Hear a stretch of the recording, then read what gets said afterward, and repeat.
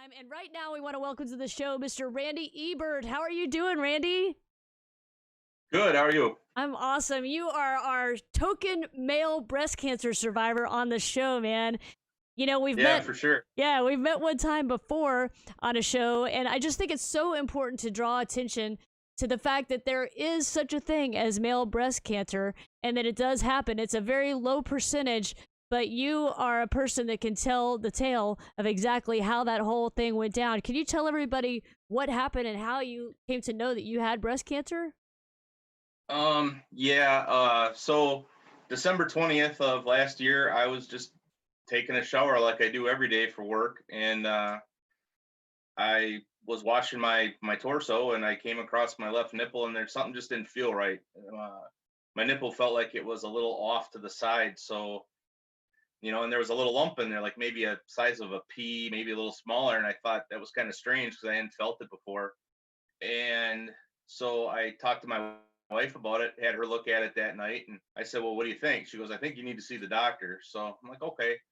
So I made a doctor's appointment, still didn't really think anything of it. And she looked at it and said, "Yeah, it looks kind of odd." So she sent me for, I think the first thing I had done was an ultrasound or a mammography and an ultrasound.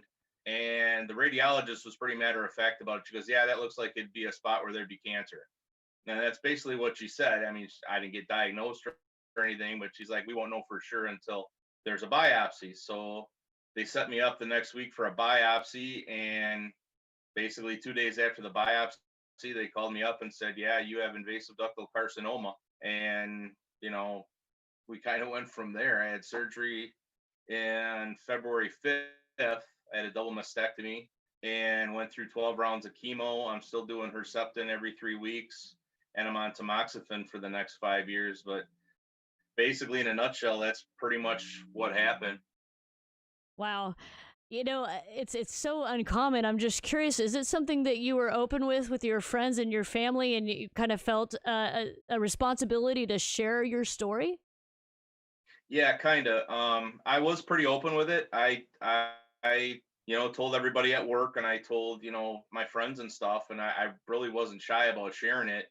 It wasn't embarrassing to me. It wasn't anything like that. And I just felt, okay, I got this for a reason. And I think the reason that I got this was to spread the word that men get it, men can survive it, and get the word out to as many people as I could to check themselves, and if they found something odd, to go say something about it.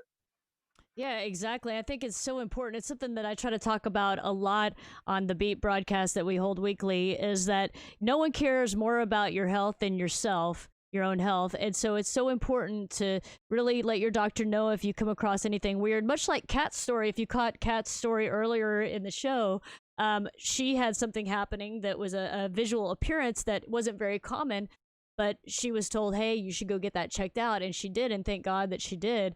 And it's so important to stay on top of, your body and knowing your body. There's also been a lot of people who have talked to over the years that are like, I just knew something was up, and you just got to stay on that and keep going back to the doctor and make sure that you drive it all the way through and make sure that you know what's happening with that. So that's pretty cool that you've been able to share that story with all your friends. And so now you say you're still just on like an oral chemo right now? Yeah, I'm on tamoxifen right now, and then I take Herceptin infusions every 3 weeks because my particular cancer was HER2 positive. So I take the Herceptin, and then I do the tamoxifen every day. Wow, yeah. And how long will you have to do that for?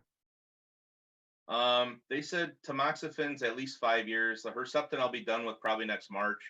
And then hopefully sometime after that I'll get my port out because that port's driving me crazy. Is But your port located in the standard position, like kind of up high on your chest, or? yeah, it's like right up here. They moved it over to the center a little bit, mainly because in my job I'm a police officer, so I have to shoot long guns.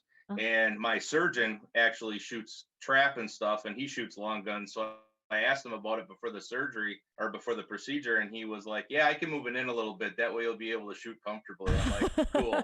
He's like thinking ahead more so than anybody else Yeah, probably would have. Yeah. right? That's good. That's a good thing. Well, thank you for your service as an officer too. I just want to plug that in there. And I don't think I've mentioned this on the air, but I noticed that you do have your Lay's bag with you right now. And so I we have do. to, because I brought mine too. And so we have to do the whole hold it up to your face thing so that we can be Twinkies. Gotta hold it And up to I our did it face. earlier with somebody. I don't There you remember. go. Yeah, there we go. That's awesome. I think you're like the third or fourth person to do that. Yeah, I don't know if you saw, but Ray Luzier of Corn, I think he had a bag, but it wasn't me. But he had a bag, but it was the thought that counts, right? With that. Right? And so one thing we haven't touched on is one of the reasons I wanted to have Randy on the show today, guys, is because Randy is not only a male breast cancer survivor, but he's a drummer, and this is Drummathon, and I see behind you, you've got your kit set up there.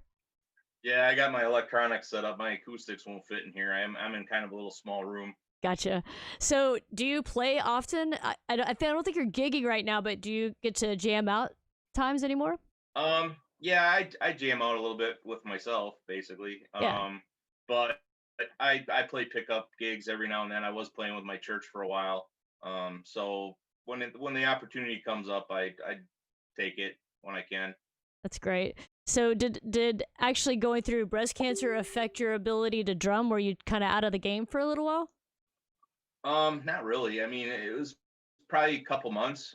But and then I had to lower my cymbals a little bit so that I could reach them a little easier. But it's not really been a hassle. I mean, I stretch a lot and I keep my flexibility up, so I'm able to get around the kit pretty much like I did before.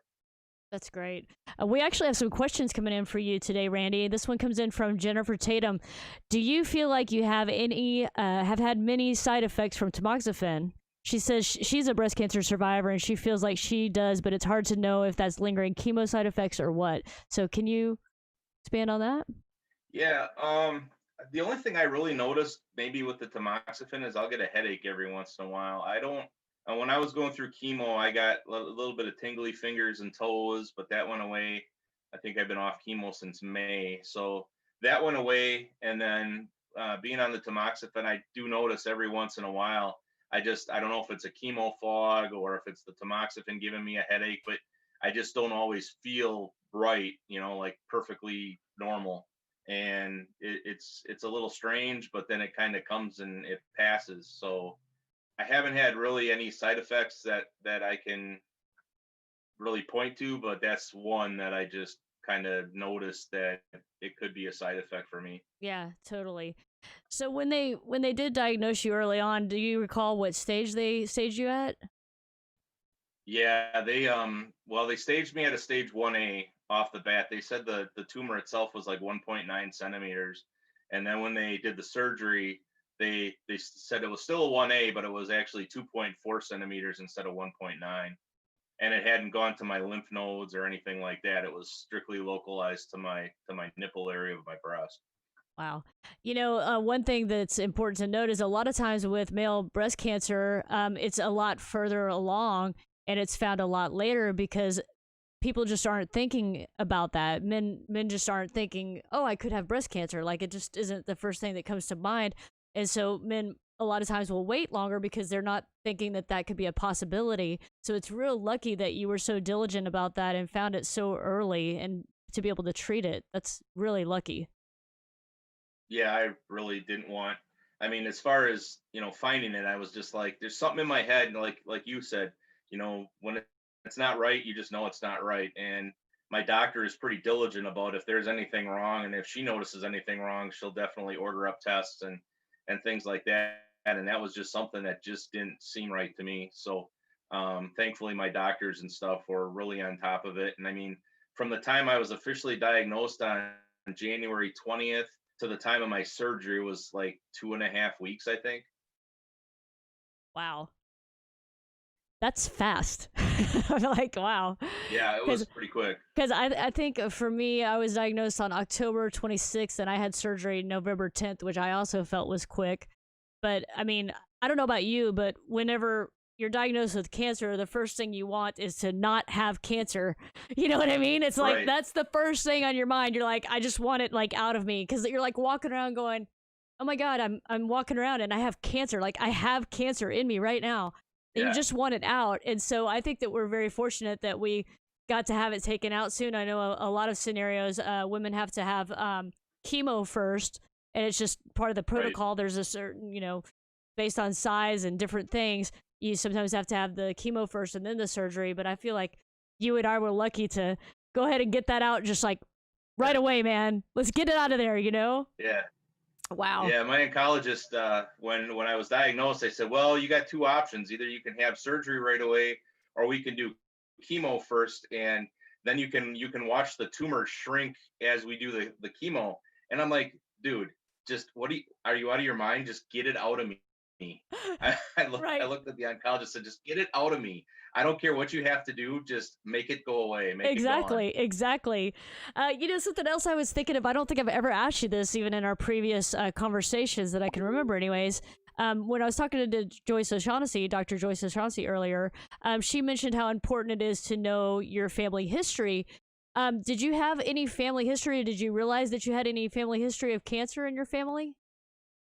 I have history of cancer in my family, like general, like my dad had lung cancer and my mom had lung cancer, but they were both lifetime smokers, so it was pretty much expected that they did. My sister actually had ovarian cancer back in the 80s, and then ultimately passed from it in 2012. But she lived another 25 years after she was diagnosed and had surgery and that. But as far as any real history of breast cancer, nobody in my family had ever had breast cancer, Wow. and I was genetically tested and all that, and they didn't find any the BRCA genes or any real predisposing factors that would cause me to be susceptible to any types of cancer. Wow, wow. That's good to know. And sometimes, like Dr. O was saying, is sometimes it just doesn't matter. You might not have any of the risk factors, and it still can just happen. I've got another message coming in, Randy, and this comes in from Mandy. Mandy says, "Did you find that you are now educating other men on checking themselves and letting them know that breast cancer is not just a women's disease?"